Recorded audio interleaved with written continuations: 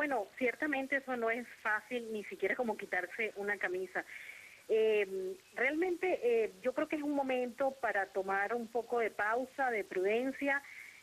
Obviamente quienes más se dañan con una decisión como esta son las víctimas o las potenciales víctimas, pero sin duda el daño también lleva consecuencias al gobierno que promueve una situación como esta. Estamos hablando de que abandonar la Comisión Interamericana de Derechos Humanos significa abandonar la OEA. Estados Unidos, Canadá, Cuba, que no están sometidos a la competencia contenciosa de la Corte Interamericana, están sometidos a las competencias de la Comisión Interamericana.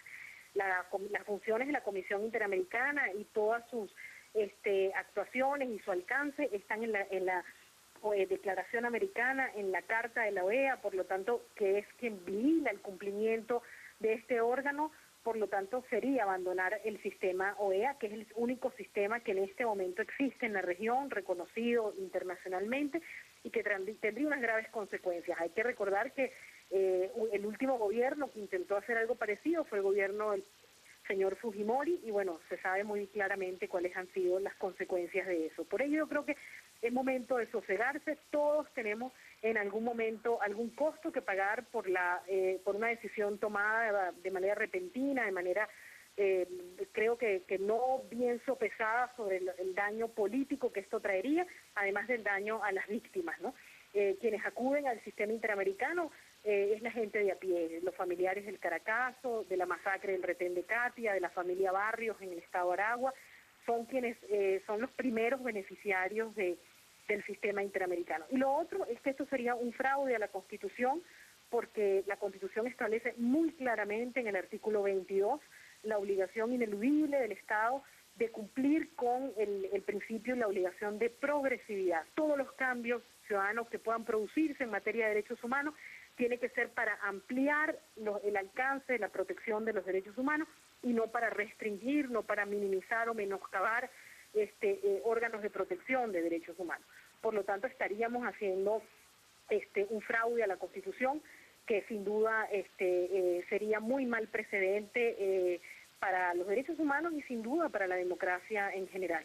Y le preguntamos a Lina Ortega, la saluda María Alejandra Trujillo desde los estudios, si el gobierno venezolano finalmente decide denunciar la Convención Interamericana de Derechos Humanos, ¿las víctimas quedan desprotegidas automáticamente?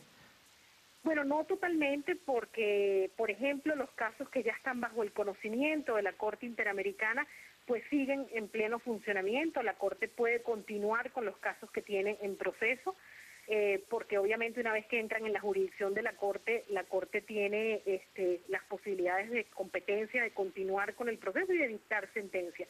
Y por otro lado, porque entonces cuando un Estado se aísla de esa manera, lo que hacen los órganos que quedan como Naciones Unidas es afilar sus posibilidades de protección y obviamente pues se podrá acudir, como hoy día también se puede, a los órganos que tiene contemplado las Naciones Unidas. Lo que está haciendo Venezuela con esto, si lo llega a materializar, es dar la señal inequívoca de que no hay una voluntad de respeto y de garantía a los derechos humanos, de que hay una política de Estado adversa a los derechos humanos, que hoy día es muy difícil defender. Uno puede defender ideológicamente determinadas posiciones, pero lo que no es aceptable, y quizás es uno de los pocos logros de la globalización, es apartarse de los estándares de derechos humanos. Yo creo que esto sería un costo muy alto para el gobierno nacional, creo que no tendría ningún aspecto favorable desde el punto de vista político, y creo que es muy importante que todas las víctimas se den cuenta de que esto puede, o potenciales víctimas puede, todos los ciudadanos